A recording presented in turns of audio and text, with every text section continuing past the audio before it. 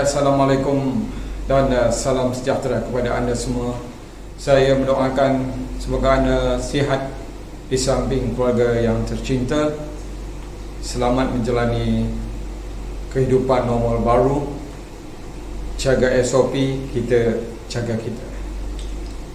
Saya pengasas jam terapi Time to Success daripada syarikat Time to Success. Apa yang saya nak bongkarkan pada hari ini, rahsia di sebalik jam terapi Time to Success. Sudahkah anda memiliki jam terapi Time to Success? Sekurang-kurangnya hari ini anda mempunyai seunit jam di tangan anda. Apakah rahsia jam terapi Time to Success? Anda sudah bersedia? Jam terapi Time to Success mempunyai beberapa teknologi. Jam bukan sebarangan jam. Jam terapi Time to Success tidak sama dengan jam-jam yang ada di pasaran, jam-jam yang ada di pasaraya, jam-jam yang ada di kedai-kedai jam. Tapi keunikan jam terapi Time to Success semuanya dianugerahkan dari Allah kepada kita semua, insya-Allah. Okey.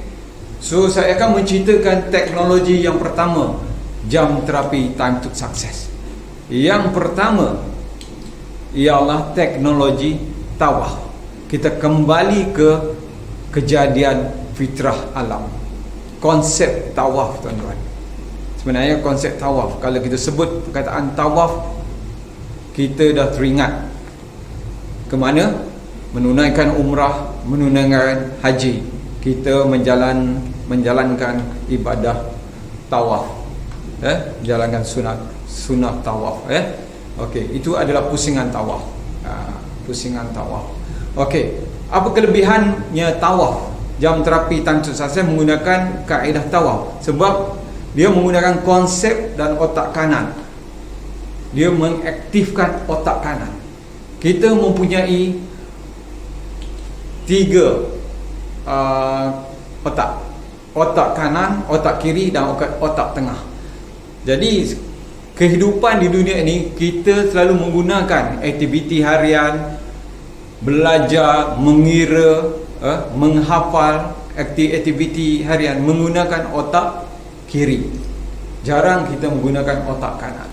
So apabila kita memakai jam terapi Time to Success, dia activate kita punya otak kanan yang masih fresh. Kita bayangkan hari ini semenjak kita dilahirkan sehingga umur kita sekarang, umur 40, 50, 60 dan seterusnya, kita belajar, kita mengira, aktiviti harian kita, pekerjaan kita, menghafal, semua jadi input dalam otak kiri. Lama-lama otak kiri kita akan penuh. Sama juga dengan handphone kita. Lama-lama memori kita, memori handphone tu akan jadi penuh. Bila otak kita sudah penuh, apa akan jadi? Dapatlah penyakit, iaitu penyakit apa?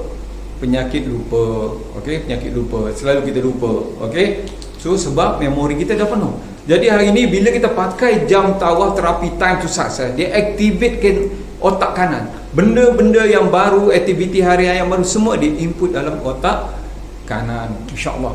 Baik untuk anak-anak kita yang sedang belajar, memang bagus. Saya recommend supaya anda membeli jam terapi Time to Success ni kepada anak anda yang sedang belajar, sebab dia cepat menghafal.